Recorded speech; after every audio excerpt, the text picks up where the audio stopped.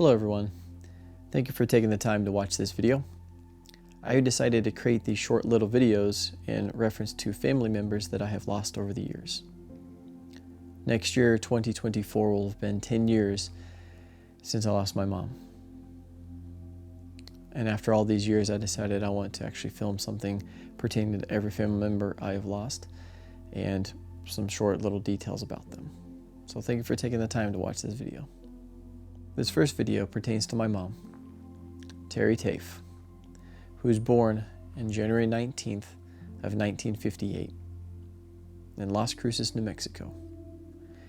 And she passed away on May 8th, 2014 at the age of 56 in Graham, Texas. She was born to Jerry and Barbara Woodward, again in Las Cruces, New Mexico, and grew up with an older brother and a younger sister. She had a very eclectic childhood growing up, with doing so many events like the 4-H club, bells at the Methodist Church, and a few other things. And by bells, I mean the ringing bells that you can do as a choir. And I'll be honest with you, I can't remember the official name off the top of my head, so I apologize to those out there that know what that is. After she graduated high school from the Mayfield Trojans there in Las Cruces, New Mexico, she went to university at Oral Roberts University in Tulsa, Oklahoma, upon which she had met my dad. And after they graduated college, they got married on July 5th of 1980. 5 years after that, my sister was born, and another 4 years after that, I was born. Throughout her entire life, she was always such a loving and caring person. Very soft-spoken, but when she spoke, people listened, and people would always go to her for wisdom, comfort, reassurance, prayer. My mom was wonderful about things like that, and all the way up until the end, she was always sought after by those around her, her friends, her family, always wanting that little extra nugget of wisdom from my mom, Terry. She was an office manager at a school. She was office manager at a church.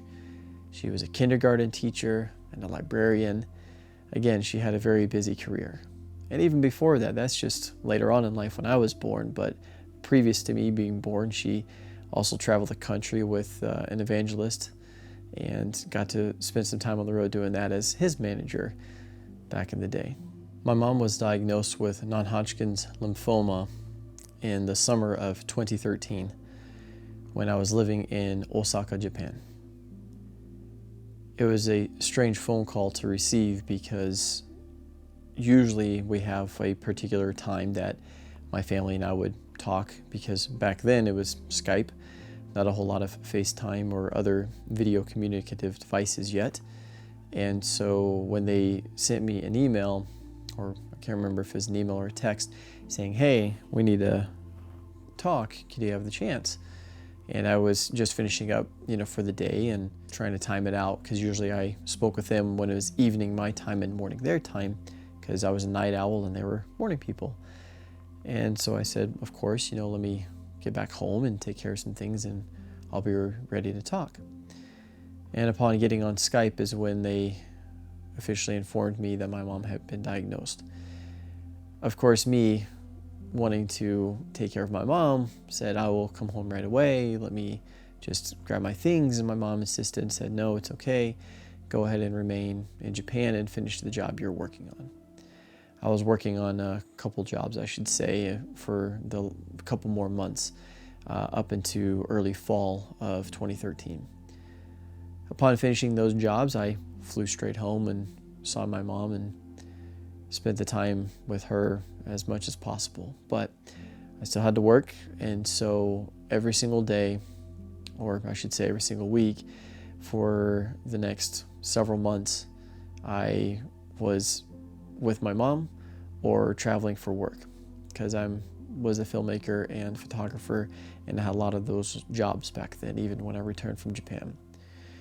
And so we timed it out to where my dad, being a pilot, would fly out on a job. I'd be home with my mom. When he'd finish that job, he'd return home, and then we'd switch. He'd go home and take care of my mom while I flew out to do work. And it worked out because no matter what, one of us was always with my mom at all times. It was exhausting. I will not deny that. It was very exhausting, but it was worth it because I still got to spend all that time with my mom, all the way up until the end. And so I was just finishing some more work as my mom got sicker and sicker going through the spring of 2014, and she was getting thinner, and I could tell that she was in a lot of pain.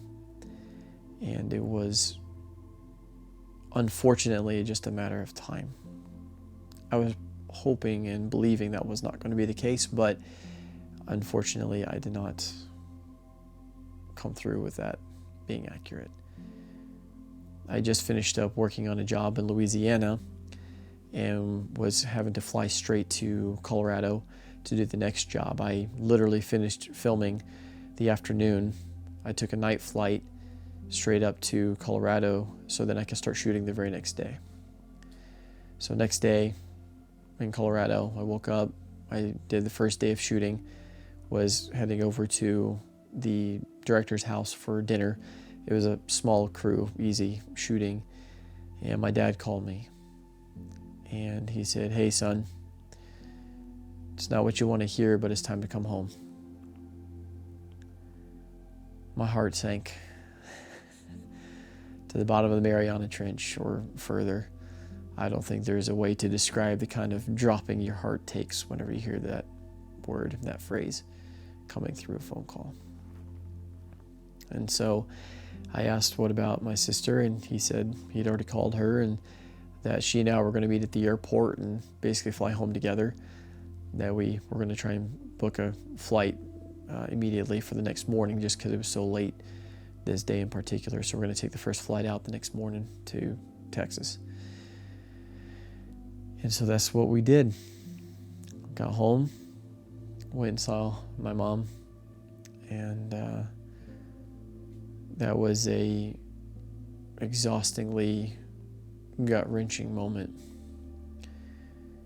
Because after that day of our return, to see her and talk with her and cry a lot. By the next day, unfortunately, and for lack of a better term, she was already gone. Her physical body kept working for an additional 4 days past that. So on Thursday, May 8th, 2014, about 1:45 in the afternoon, my mom's body officially shut down and she passed away. It was the hardest thing in my life I'd ever dealt with.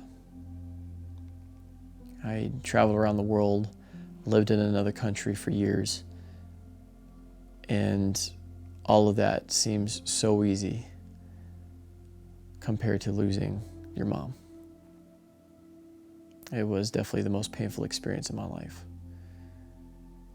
So much so that I'm still trying to figure my emotions and feelings out to this day.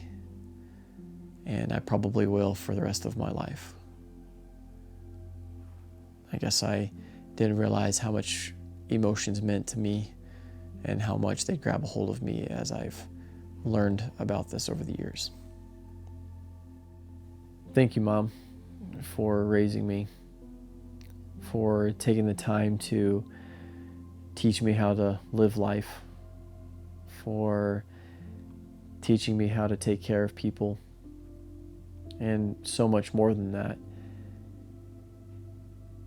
Your heart and the way that you took care of people was so easy to see and so easy to mimic, and I still try and do that to this day. You always had a heart for people, and you always took care of people no matter what. You prayed for them, you sang for them, you cried for them, and I know you did the same for me. The amount of patience you had to to deal with me growing up with me always wanting to skateboard and snowboard and try this, try that, be crazy, be a teenage boy running around, growing up. And as I got older and could start hanging out with my friends later at night and go skateboarding and come home, there's one thing you always had me do, and I'm thankful you were good about it, which is to always come into your room just to say, "Hey Mom, I'm home." And looking back, it makes sense why you wanted me to do that, because you could trust I was home and I would make it home. But having that extra step of telling you I'm home, I know, put your heart at ease. And I think that's why it's meaning so much to me now, because looking back, just before you passed away, that last day I saw you, as I explained earlier, I remember telling you, "Mom, I'm home." And it means more to me now than it ever did before.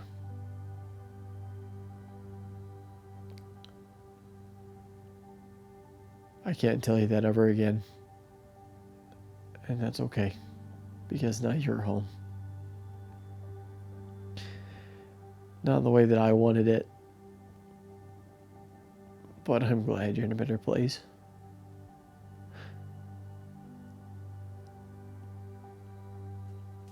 But I miss you every day.